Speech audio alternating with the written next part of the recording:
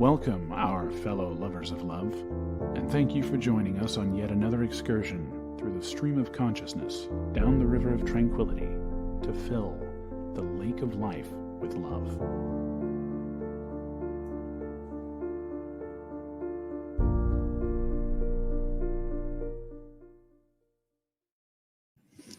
And good evening, Sacramento and the world. Welcome to another edition of Late Night Love. And tonight, in this episode of Late Night Love, we're going to dive into the intricacies of relationships, parenting, and work. From a woman questioning her longtime friendships due to her friend's constant messaging to her husband, to a man grappling with his girlfriend's openness to dating a wealthier partner, we explore the delicate balance of trust and boundaries. We also tackle parenting dilemmas, such as whether it's selfish to make kids share a room for an office space, and the shock of a mother-in-law giving a 5-year-old Coca Cola. 5-month. Oh, 5-month-old. Oh, yeah. I read what I expected to read, not what was actually there, didn't I? On the work front, we discussed challenges of bringing up a new job offer, dealing with burnout, and navigating tricky workplace dynamics. So join us for heartfelt advice, real-life stories, and a touch of humor as we navigate life's complexities together. So there's that. Oh, and for those of you here in Sacramento, I want to remind you that the place called Sacramento Film Festival is, I don't know, October 11th, I think, something like that. But if you're in Sacramento or know somebody in Sacramento, you can get early bird ticket price until the 15th of August. So go to accesssacramento.org/PCS and all the information is there. No, it's a fun little thing. It's a fun little competition. First time local filmmakers get to make a short 10-minute film. It's kind of a fun event, whatnot. Yeah, I remember last year's. Yeah. It was what they came up with was really amazing. Yeah, so they've got it's a good little community event, and they bring out the red carpet, and it's at the Crest Theater here in Sacramento, which is kind of an old iconic theater around here. So it's a nice event. It's a good event for the community. It gives people a chance to learn how to make a movie, right? Yeah. 10-minute movie. Well, you do that 9 more times and you've got a 90-minute movie, right? Well, 100-minute movie, but you know what I'm saying? Yes. Essentially, they're teaching skills for not just the movie maker themselves, but often for the crew. There's volunteer crews, people doing something for the first time, and it's an important thing to learn. Speaking of important things to learn, we are just watching an interview with Katy Perry where she was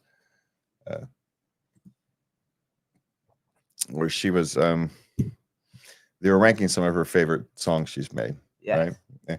And so I even forget the name of her song, but it doesn't matter. He says, you said that with no confidence. She says, oh, yeah, that song served its purpose. I have no regrets.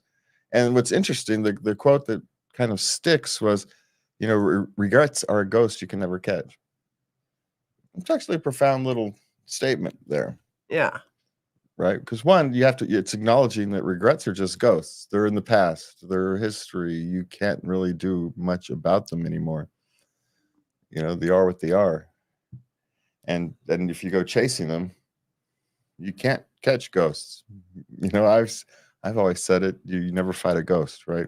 Yeah. You can't fight a ghost. It's not possible. So don't do it. And it's the same principle, but acknowledging that, that's where she was then. It served its purpose. It's did its song. It's a nice, fun little song. I like it. Remember, what is it? Oh, Last Friday Night. Yeah. Oh. Yeah. It's a fun little bubblegum pop song. I happen to like bubblegum pop because it's completely meaningless. It's get 3.5 minutes of fun and you go on about your day. Nice little mood changers, right? Not everything has to be the Mona Lisa. Sometimes, a nice little bit of fun a piece of bubble gum is what you need. I don't understand why people get they get so caught up in high art that they forget that the point of art is to touch somebody.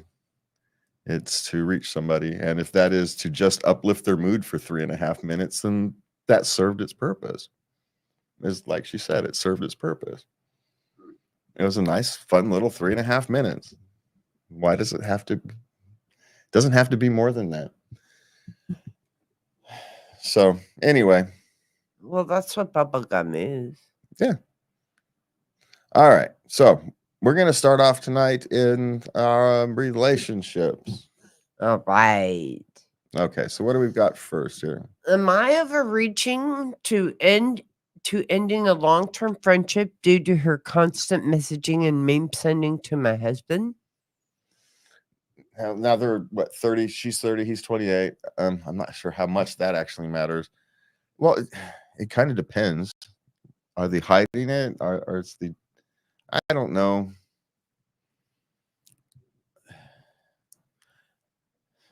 I don't know.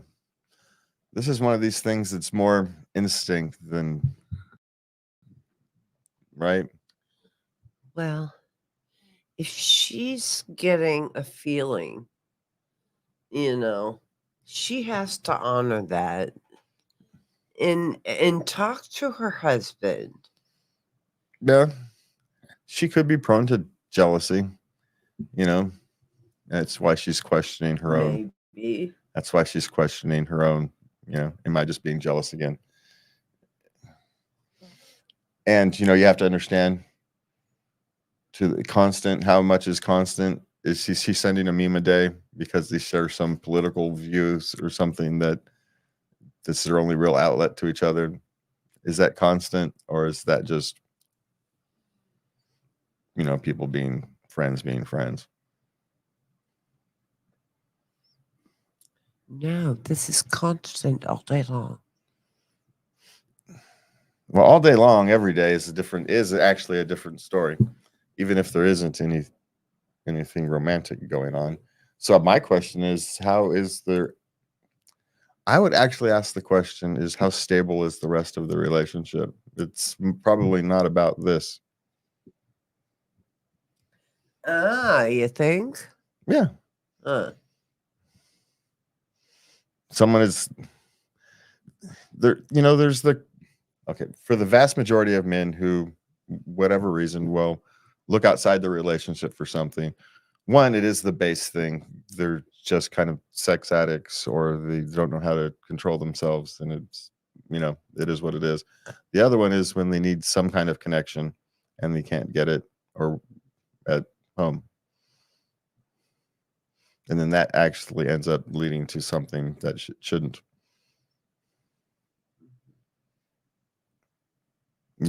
Maybe has a political nature and she doesn't want to hear about it. And so they're talking politics, and that becomes more dangerous over time, right? Because now instead of reaching to his wife for discussions. That could be you. Is there something you want to tell me? No, it's just easier for the day. I could talk politics with you if you needed me to. No, that's okay. No, if I needed you to. Oh, if you needed me to? Yeah, I have. Yeah. But, I don't watch news. Hey, man, I do state fair time every year. You serve it at the home front. She serves her time at the home front. No, but I think it's good that we, I get that enough. I have enough other places to express that, quite frankly, if I wanted to bring it at home. But it can start a pattern of, instead of talking to his wife, he talks to somebody else. Yes.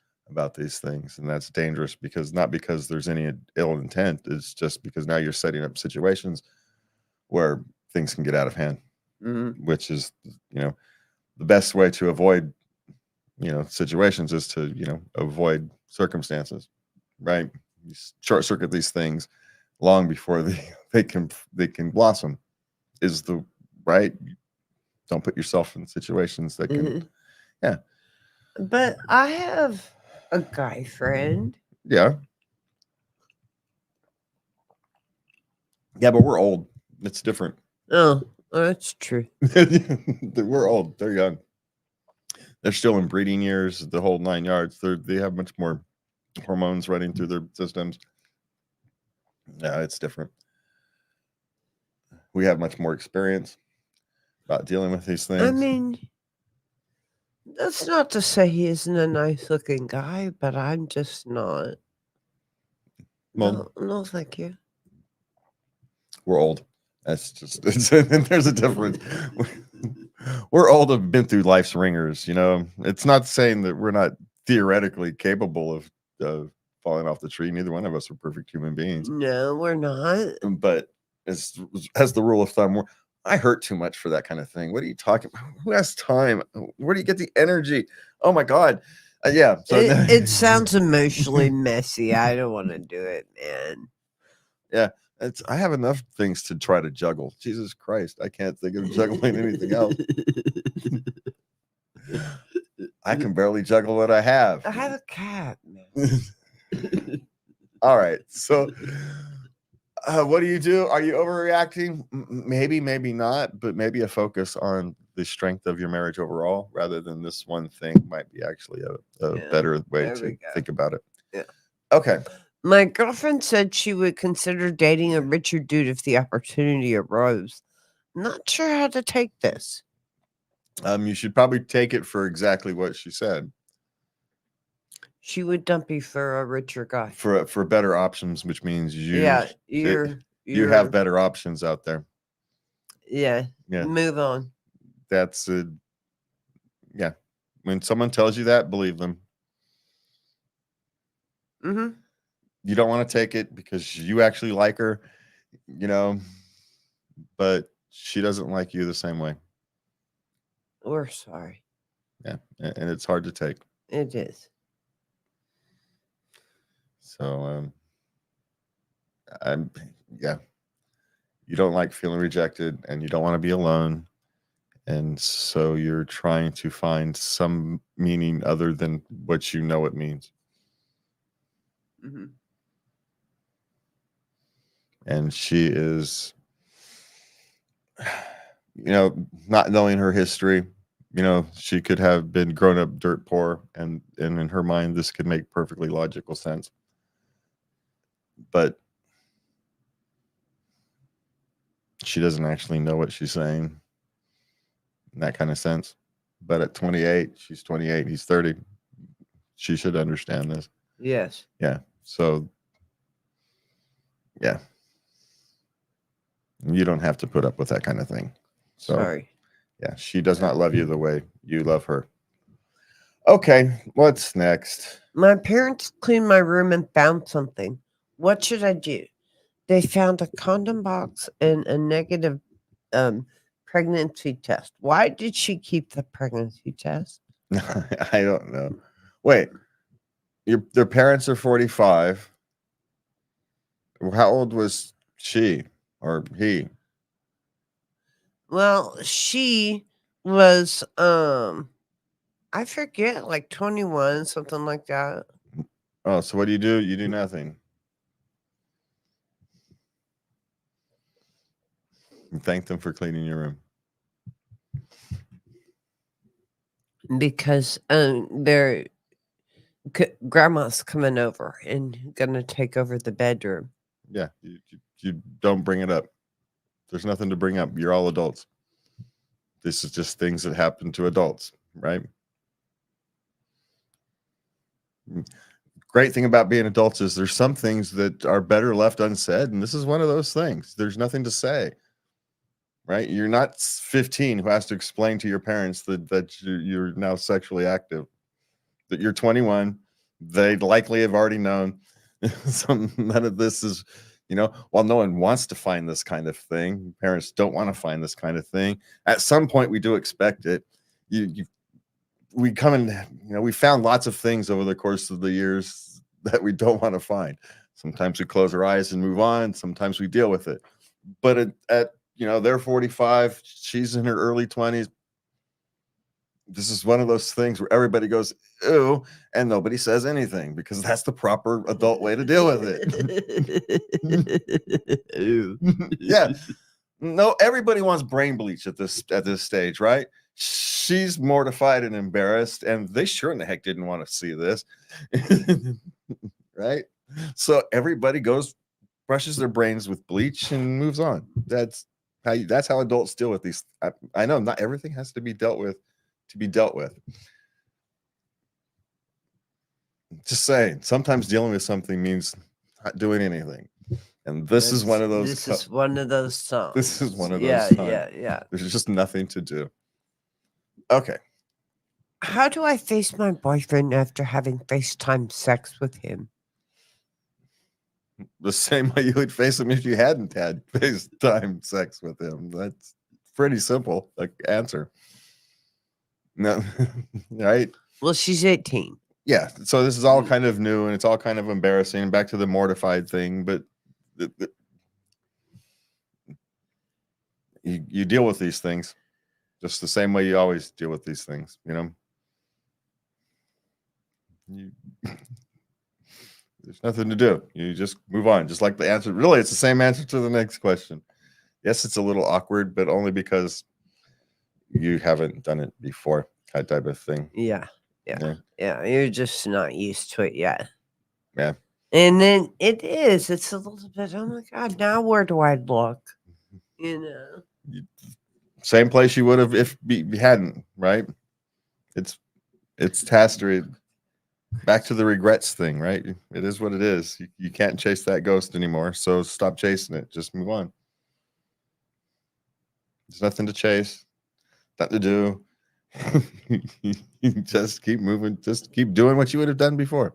There's nothing to do. Okay. My doctor just found a lump and my husband is angry at me because of money. What do I do? He's not actually angry at you because of money. No, he's scared. He's scared, and that's what he knows. You know, just like anybody else, you would like a better response, but he is human. And he does deserve time to properly adjust to reality.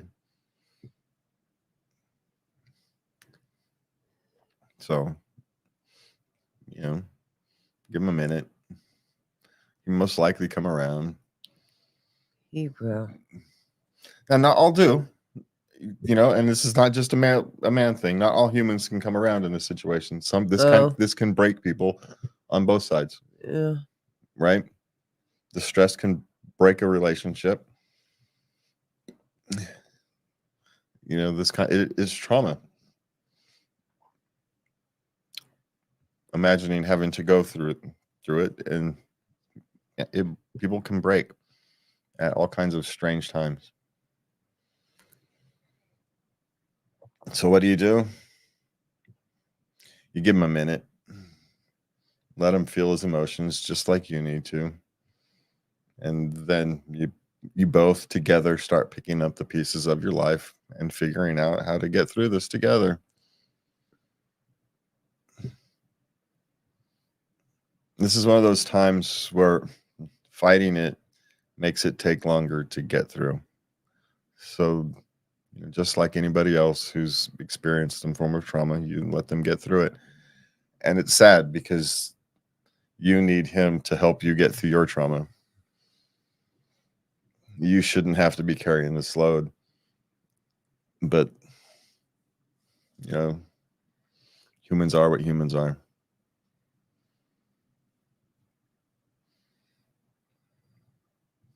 Again, we don't know his upbringing. He may have never had to deal with anything like this in his life. It may be the first time he's ever had to deal with something like this close.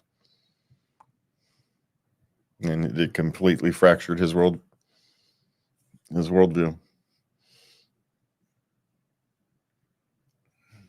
You know, so you give him a minute, give him a bit. Don't give him long, frankly. You don't have a lot of time. You have fight ahead of you. So, and you still have to move forward. But my guess is he just has never 35. This is his thing. He's probably lived a very Somewhat sheltered life. Sheltered life would be my guess. And he literally doesn't know what to do. All I can think of is the one thing he's responsible for is making sure bills are paid. And now he doesn't know how he's going to do that. And so that's what hit him first. It's sad, but maybe your lives were unbalanced beforehand. Not that you can do anything about it now, but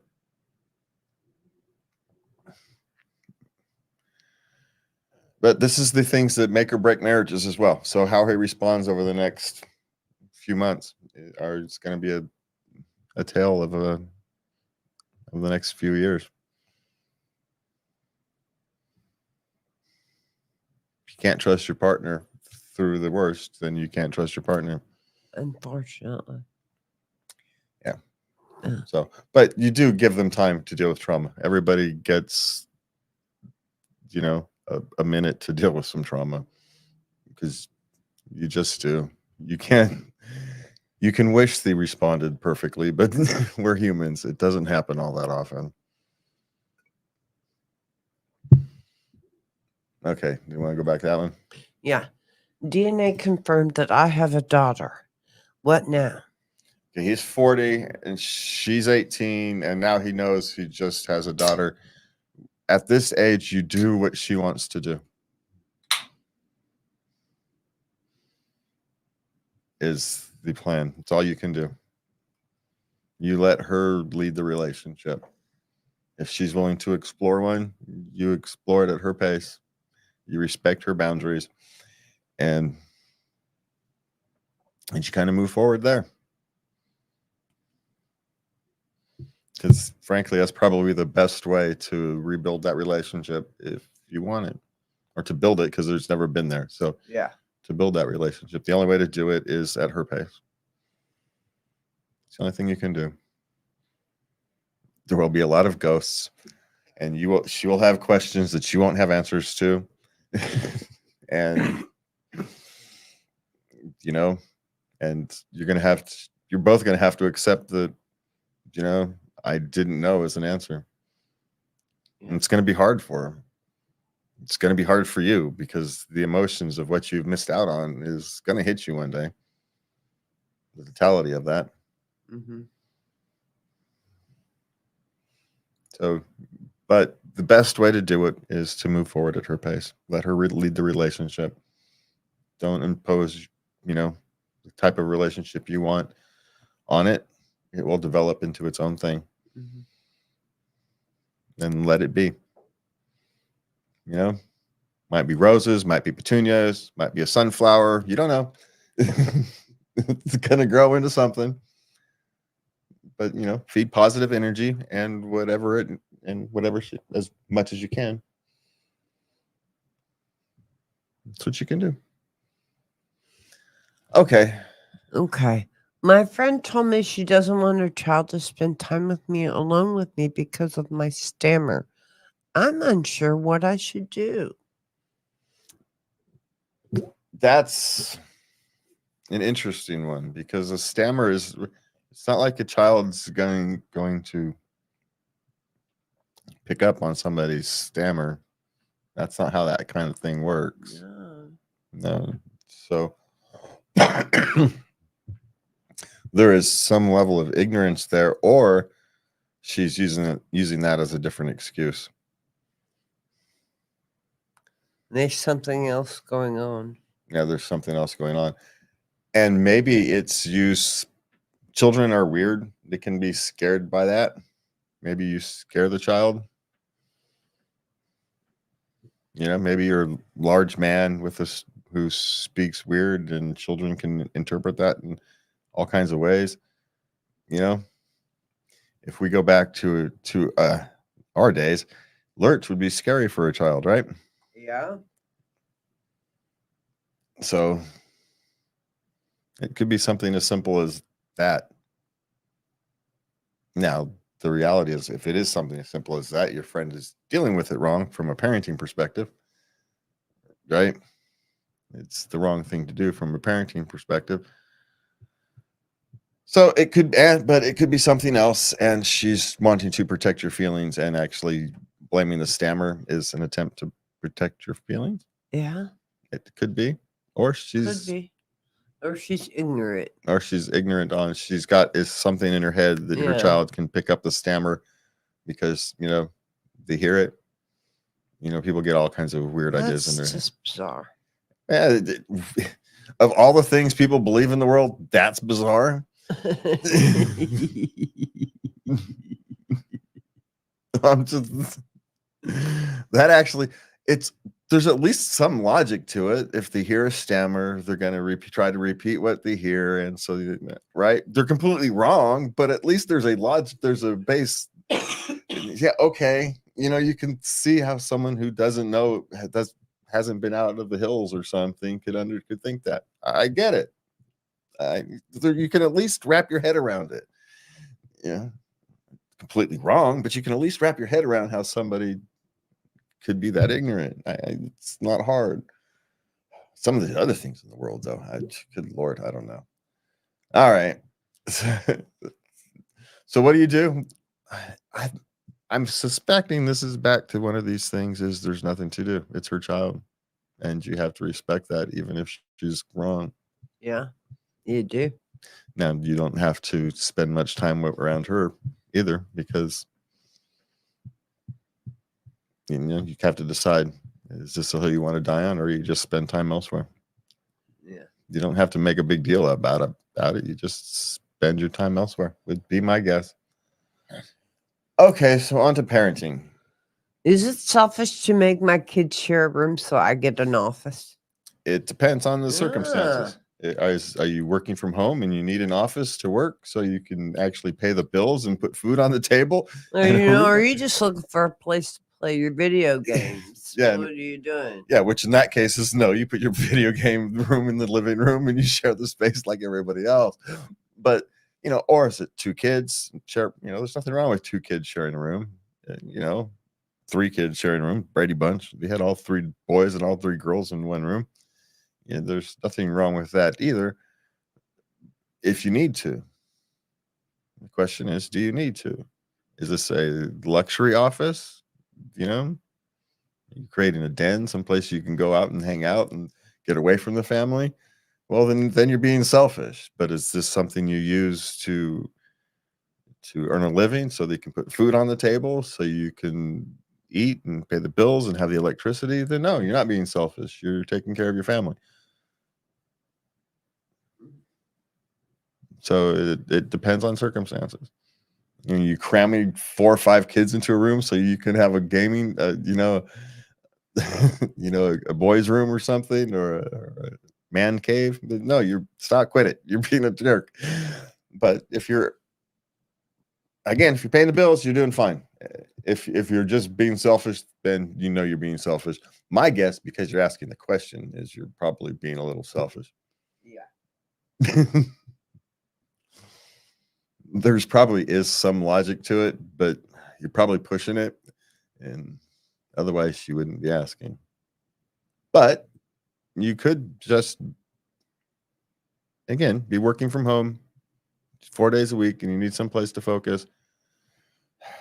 It could be a tough call, right? There's a line there, right, between selfishness and where exactly that line is. It's hard to know. If you need it 3 days a week, is that enough to have a dedicated room? If you need it 5, okay, maybe, but 3? Can you create a corner in your bedroom or something like that, right? There's a line. I don't know where that line is. Each line is going to be different based upon, a host of factors and house layout and schedules and blah, blah, blah, blah, blah.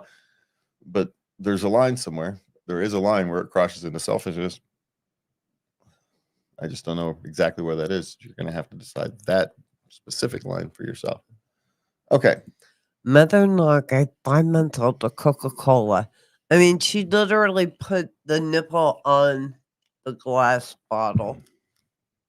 Okay. Here's the thing.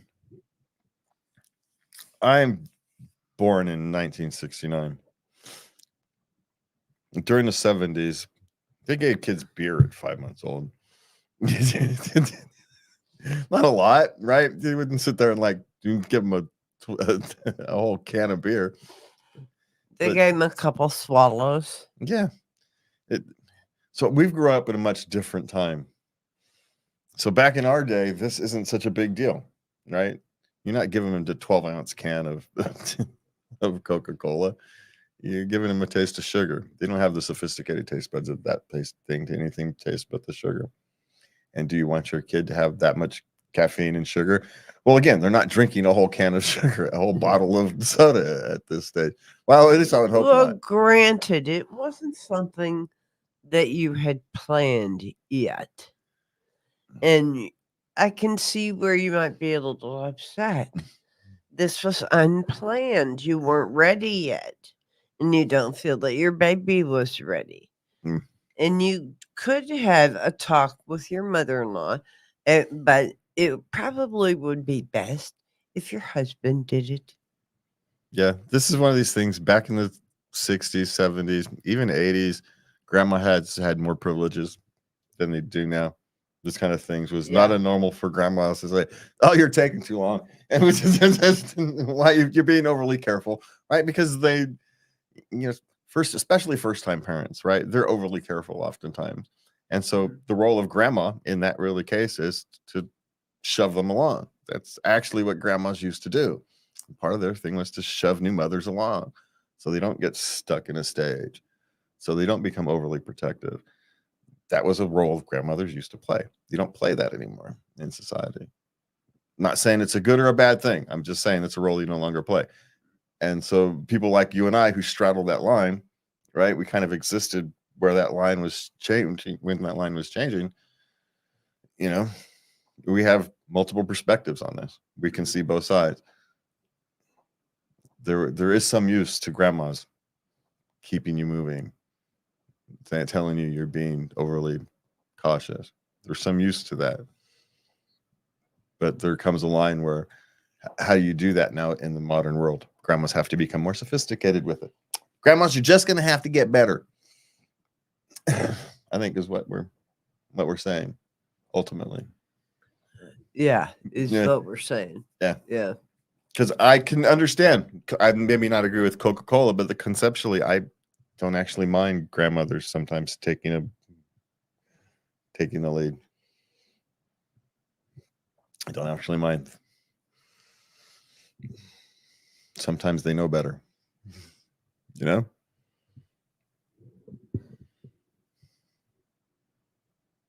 How you do that nowadays has changed than how you would do that 20, 30 years ago, 40 years ago. But personally, there's some value there. And again, where that line is, don't know. But there is a line there. Okay, what's next? Adult child wants to move home again. Now, this adult child is 19, and the mother was kind of glad to see the child go because she's a slob and she takes over the house. And well, here's the question, I guess. Has she learned some lessons while she was gone? Right? Because kids can grow a lot from 18 to 19. The question is, has she grown? Is she in the process of growing? It's depending upon where you live, it's very tough out there. And I would be very reluctant to leave a 19-year-old girl with few options. yeah, But at the same time, right, you don't want to invite chaos back into your house. So my question is, if she has learned some life lessons, right, she may not be as bad to live with.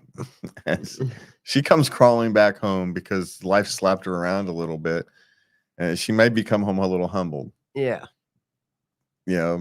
Maybe she still needs to work on not being a slob, but my guess is her overall attitude will be a little different. Well, I was 17 and I went into boot camp and I came out, I was 18. And my sister was talking back to my mom, and I had something to say about that. My mother actually cried. She was so proud. Ah. Yeah, you can change a lot in that year, especially if life slaps you around a little bit. That Mhm. it can happen. Yeah, boot camp really makes you appreciate your parents. Because the world boot camp teaches you the world don't care. Yeah, you're a bug. Matter of fact, the world cares more about bugs than you. So there's people out there saving the bees. There ain't no one out there trying to save you. So yeah, so there's hope that she has learned a bit of lessons, right? That life has taught her something. And because I'd be very reluctant to have a 19-year-old go out in the world these days with few options, because it's very difficult to get on that first economic ladder. So my suggestion would be is if she has learned some life lessons, if she is being productive, working towards something, doesn't even really matter what she's working towards, as long as she's working towards something. Yeah. And she has been humbled a little bit. Her attitude has been changed. I'd be open to it. But again, the attitude has to have been changed, I think, is the overlying issue, right? Mm-hmm.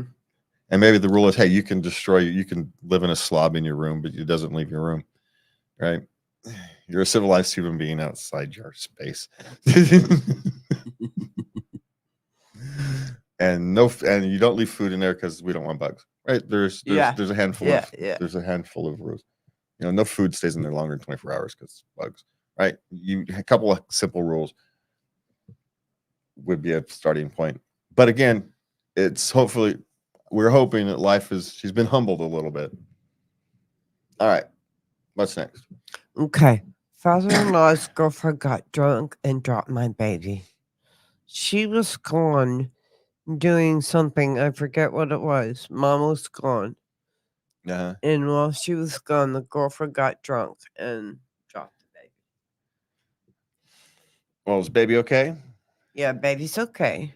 Okay, well, one, babies actually get dropped a lot. And people don't have to get drunk. It just happens. Just think about all the babies carried around in the world. It does just happen. But it is the question, if she was responsible for the care of the baby, then the long-term solution is she's no longer going to care for your baby. There's not a whole lot you can do from a past perspective, right? Anything you want to do is more effort than it's worth at this stage, but it's you don't trust them around your baby. Trust her around your baby. She can't be trusted. If she can't be trusted, she can't be trusted. It is what it is. Yeah. Okay, kid entering middle school. I'm terrified. Help. Well, I'd be terrified too. I mean, my generic response to people in public schools today is to not homeschool your kid if at all possible. That's my generic response. But of course, knowing that that's not possible for even most people,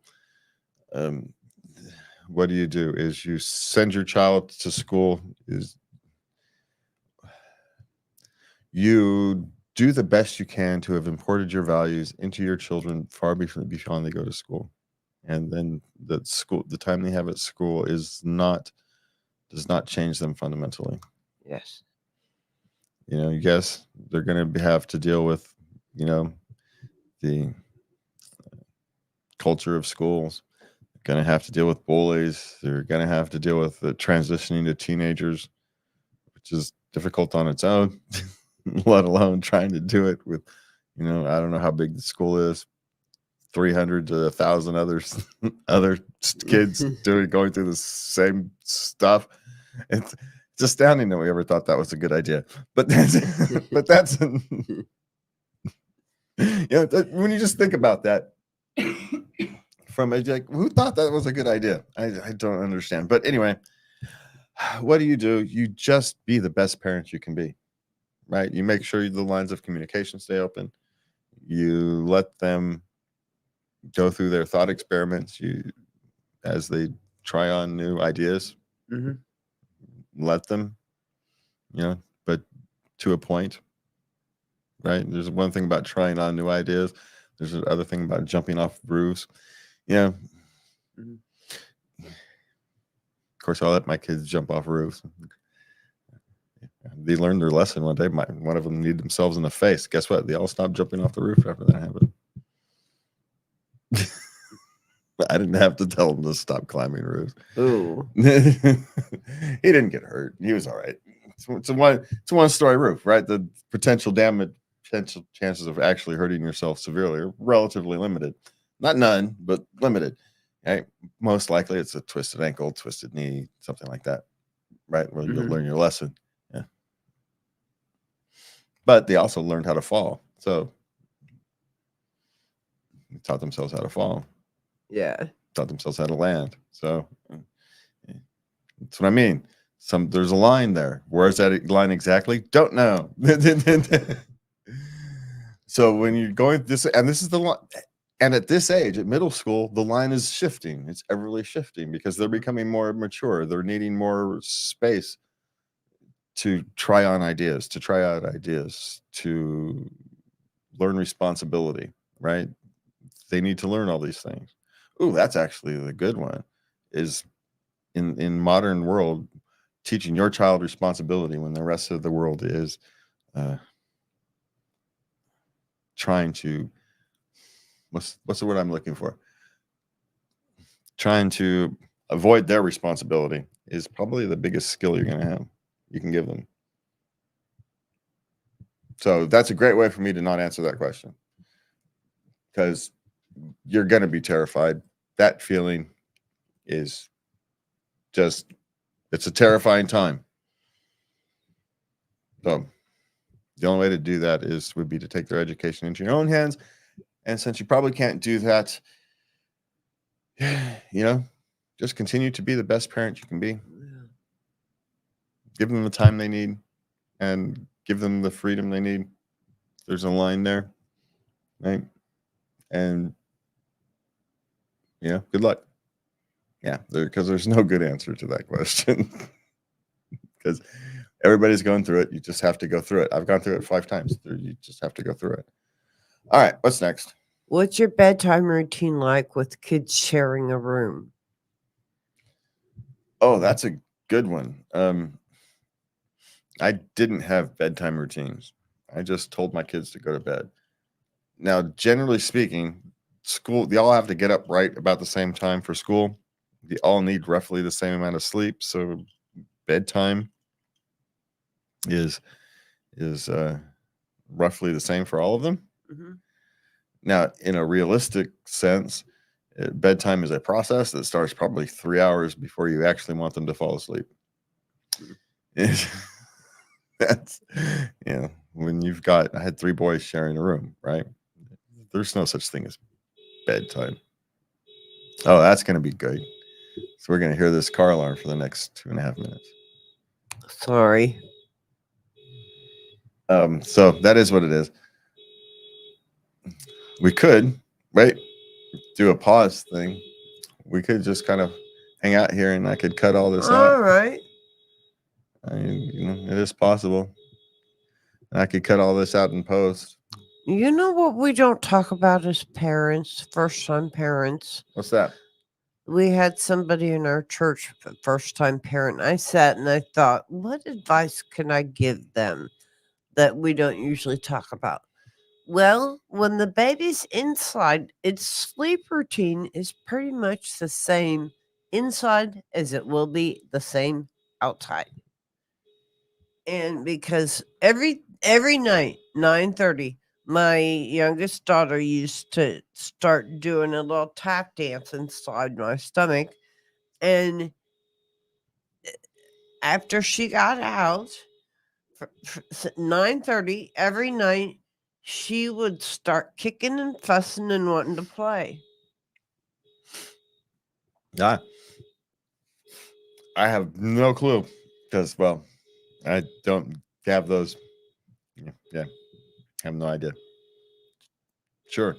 Sounds good. I don't have much input on that one. Let's see. What advice would I give a first-time parent? Is don't panic. everything's going to make you want to panic. A blown up diaper, you're going to want to panic. Projectile vomit, you're going to want to panic. All of various, if the child's first step, you're going to want to panic, right? So don't. It's like the Hitchhiker's Guide to the Galaxy, right? The very first thing is don't panic, because all the panicking does is make it more difficult for you to make decisions. So slow down to go fast. There you go.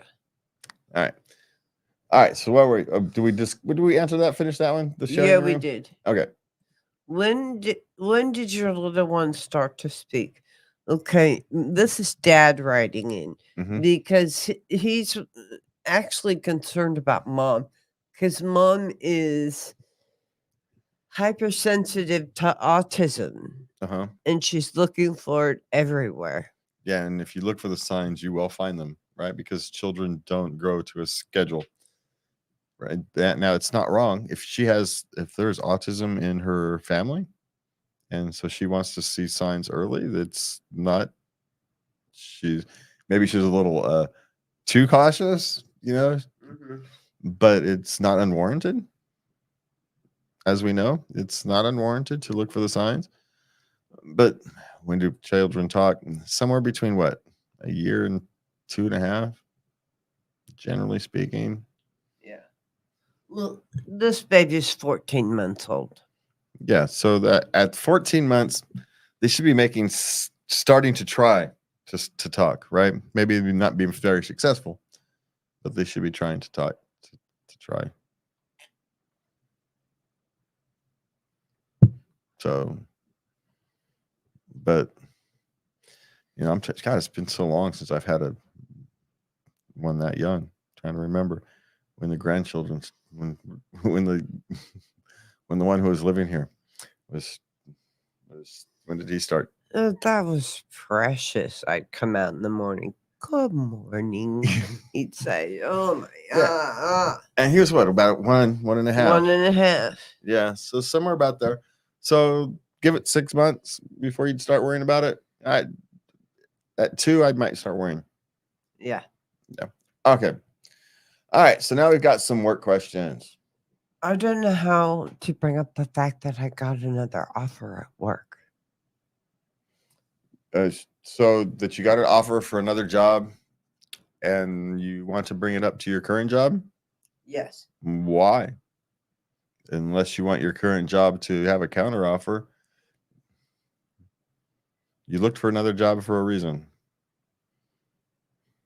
Why wouldn't you continue to take it? You make that decision to take that job or not. I mean, as a courtesy, you give the normal notices or whatnot. That's a courtesy. It's not a requirement. I mean, do you like your current job and you just wish you needed some more money? Well, maybe they don't have it to give you. Right? These are tough times. So if you bring it up by telling them you're moving on to another job, or if you want them to have a counter offer, that's the other question. Do you want a counter offer? Do you want a different role in the company? Then that's what you bring up.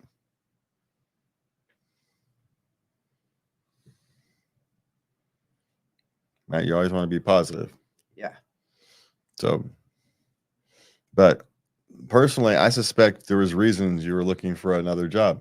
Remember those. And so you decide if you want to take the new offer or not independently, and you take it or not, and you move on. This is a job, not a marriage. You get to make this on your own. You don't need their input unless you want it. My suspicion is you really don't. You just want to move on. So just do it. You turn in your resignation, your 2-week notice, however it is you feel comfortable doing it, and you move on. Personally, I always leave on the best foot possible. Make sure all my loose ends are as tight, and the person who has to come in and fill in and finish for me, or has to follow me, is in the best position possible to succeed. Not for the company. I do that for me.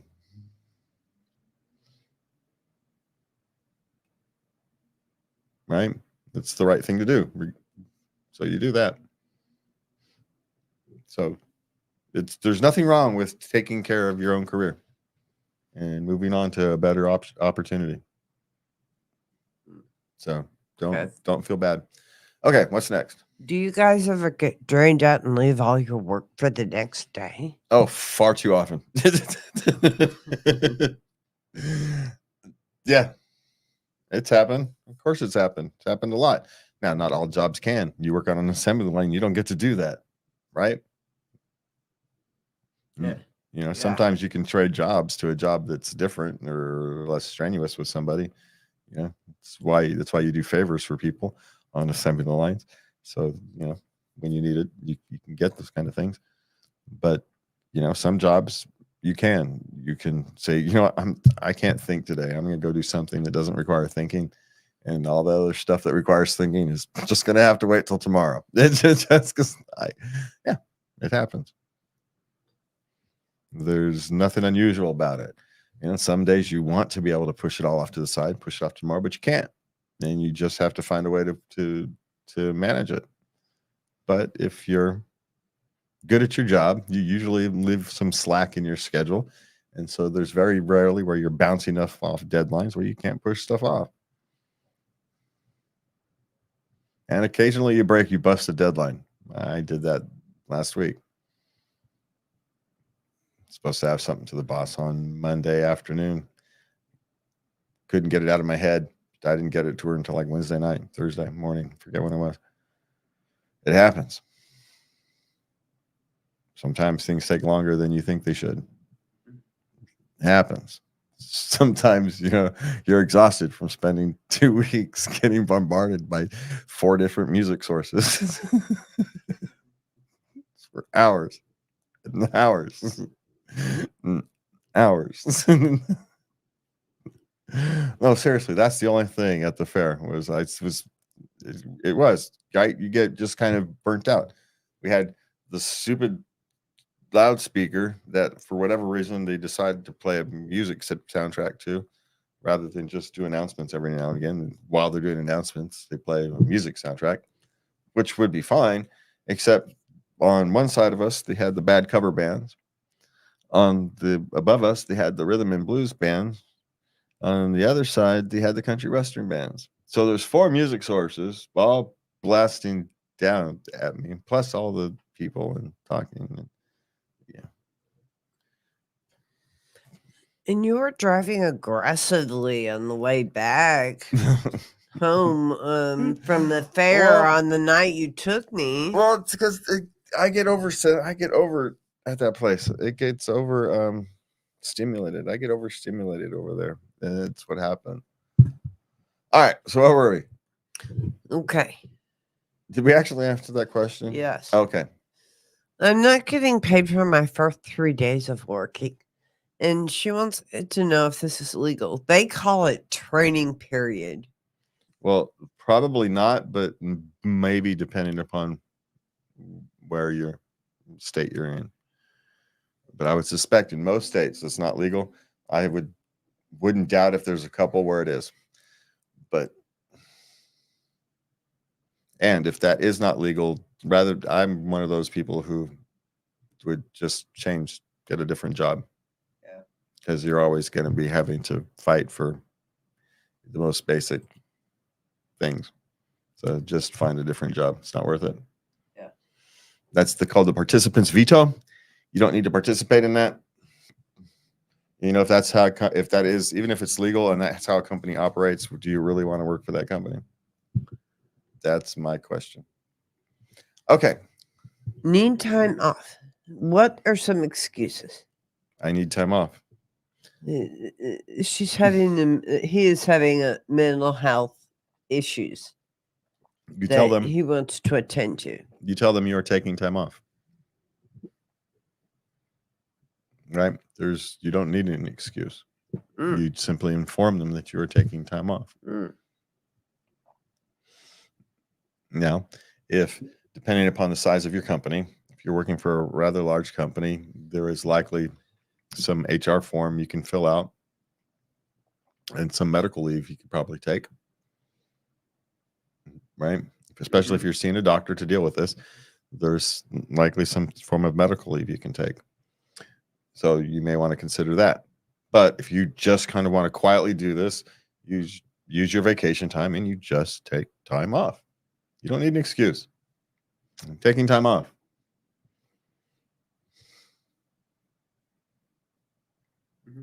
You know, if they really, depending upon your relationship with your boss or whatnot, you could actually tell them that right? They may be more supportive than you think.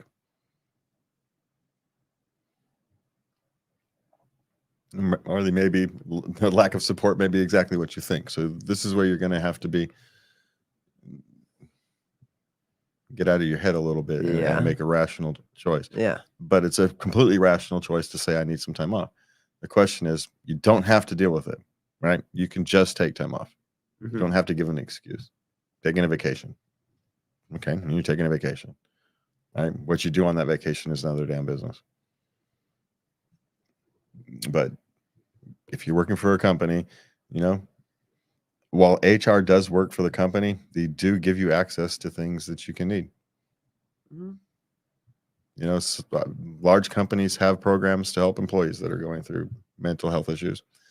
They have, you know, medical leave programs for people who are going through things.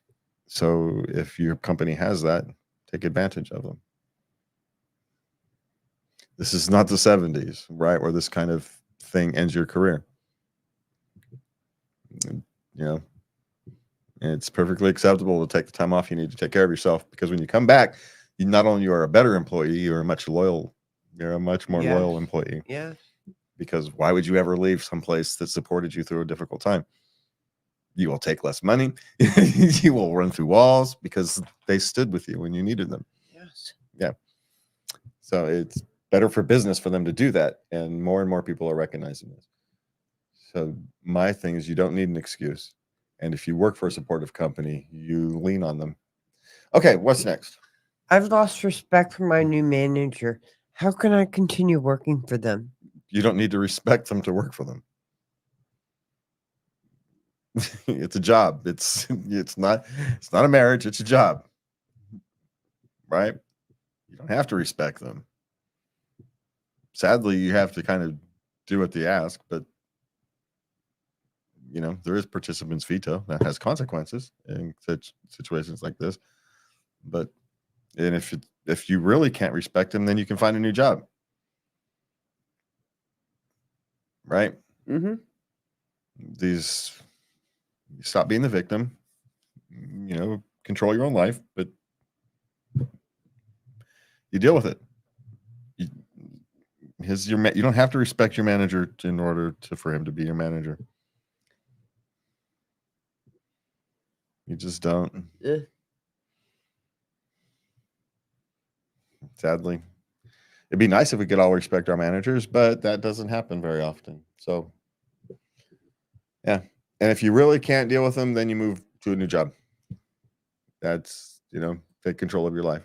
Okay. Why does everyone act like they've never had a first day? Because they forget. They become competent at their job. They forget what their first 2 or 3 days was really like.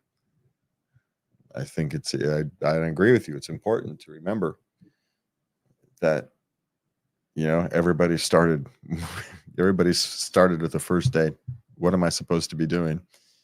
You know, now sometimes it's easier than others, right? Again, go back to an assembly line. You're told exactly what to do. Put this into there and put it there. You take that, you put them together, you put it there, right? That's what you do. So some first days are easier than others. Yeah, of course you're going to be slow, but as compared to everybody else, but you know what to do. And some jobs is you're left to figure it out. You know, first day at the job is you walk in and you have failing systems, few passwords, and less documentation. Right? Yeah. Good luck. Okay. It happens. It happens far more often than you'd think it would. But yeah, why does everyone act like it? They don't. What they do is they forget that everybody takes time to adjust. It's not it's not like they are acting. It's simply they're being human. They're going about their day. And and at this stage on your first day, yeah, you're a speed bump in their day. And you're going to feel like you're a speed bump in their day for a little while. And it kind of annoys everybody. It's not your fault. It's nothing personal. It's just how it is. Right? So that's really what you're feeling. You're feeling like the speed bump. Because you are. It's because you are, but it's all right. It's all right. Just do your job. You'll get good at it and things will smooth out.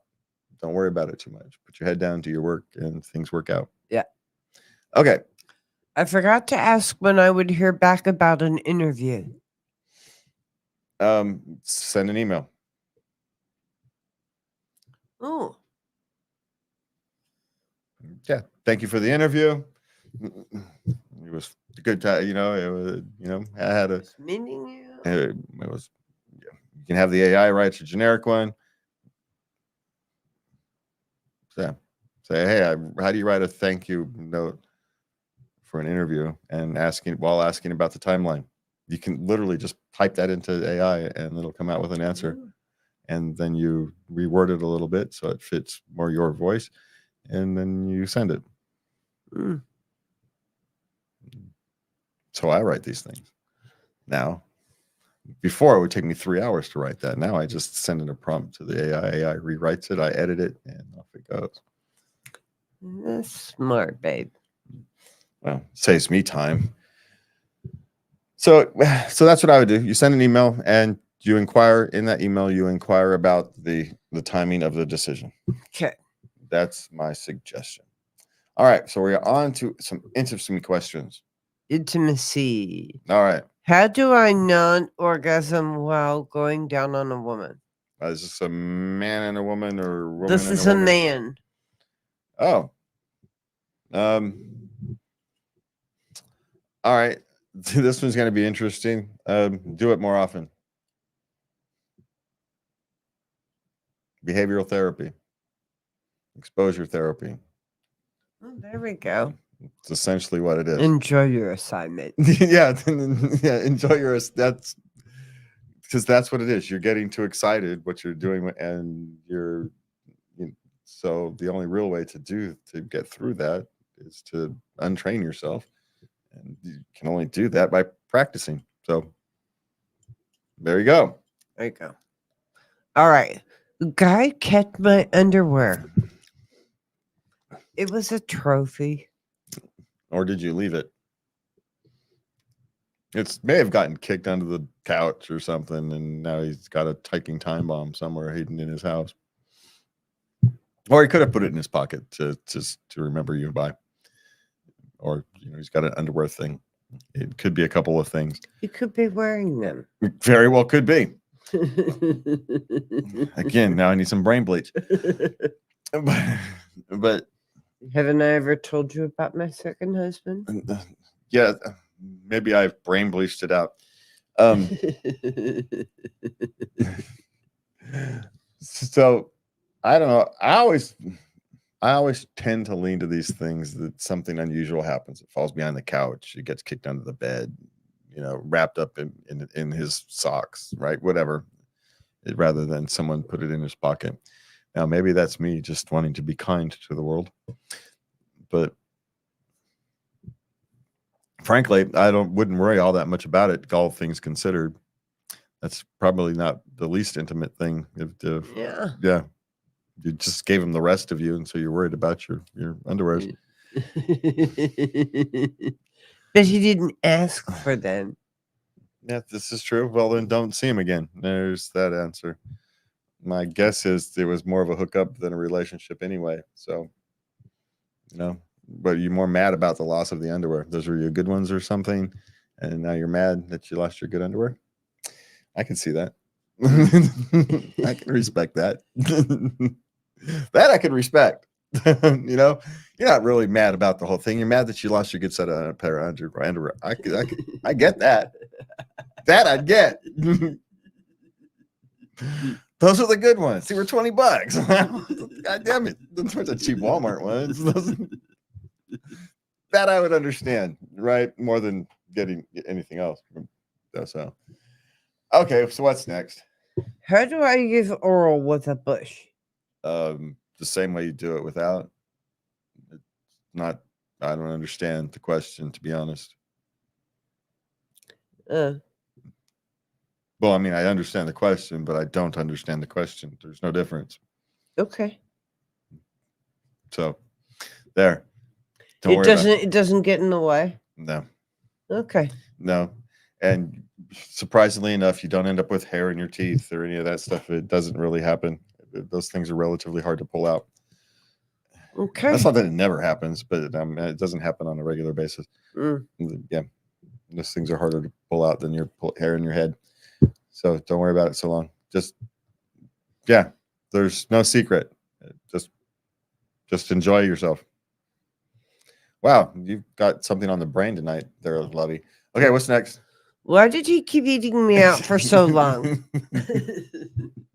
This is what people want to know. We're only responding to people's desires here. Because you didn't stop him. Oh. Well, maybe he was having a good time. He probably was, but his neck was probably hurting as well. So at some point, yeah, you have to help take control to move things on when you're ready. Because we don't know. Oh. Sorry. That we move on when we can't do it anymore, when our neck hurts or whatever, you know, something becomes exhausted, you know, whatever it is. Little jaw working. Yeah. So whatever it is, it's in some positions are easier than others. So, and I'm kind of surprised that it's a question, but suppose it's a good problem to have. Yeah, I guess. So, but yes, that means you need to actually help move it along at that stage. He needs a little encouragement to move on to the next stage. Yeah. That's all he needs. Just a little encouragement. Honey, I want to feel you. Grab his head, yank him up. These things, yeah, whatever it is. You just need a little help. Okay. There we go. Accidentally called my boyfriend daddy. Now what? Oh yeah, I've never understood this one. I'm glad no one's ever done that to me. Thankfully. I'm glad I've never had anybody with that kind of daddy issues. Other daddy issues, but not that kind of daddy issues. I've never understood that one. So, and you at least you feel bad about it. So there you go. But apparently she's got a thing. So I don't know. Maybe start exploring your thing.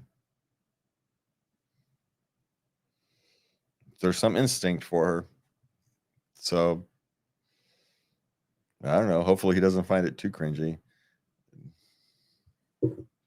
Well, they're still together, so. Yeah.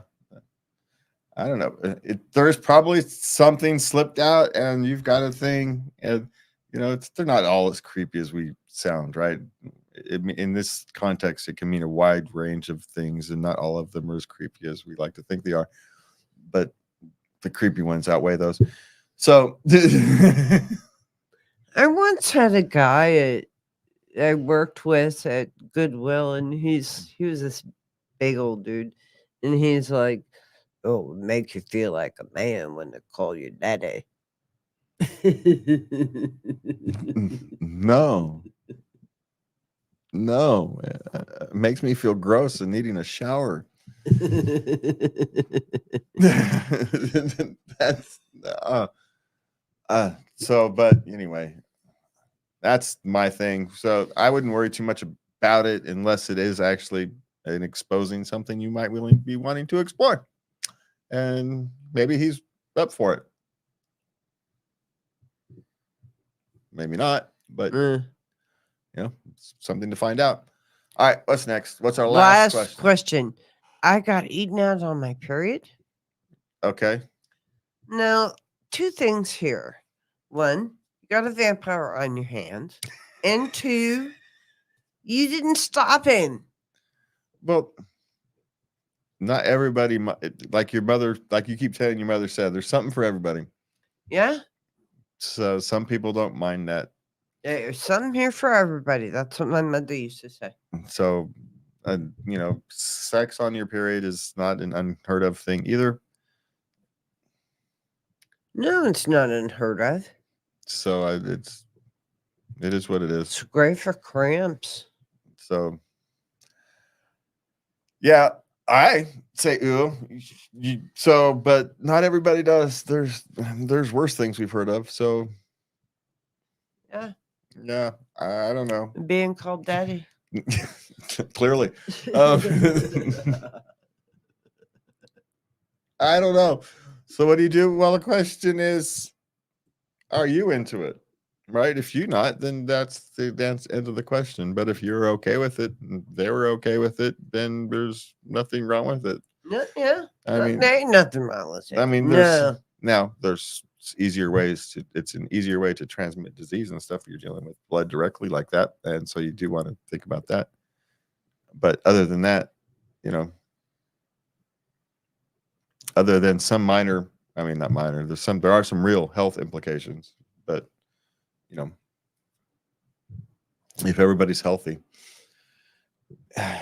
I wouldn't suggest it, but if everybody's healthy, everybody's healthy. Yeah. All right, we're out of time. We want to thank you for joining us. As always, you can send your love letters to us at love@latenightLove.us.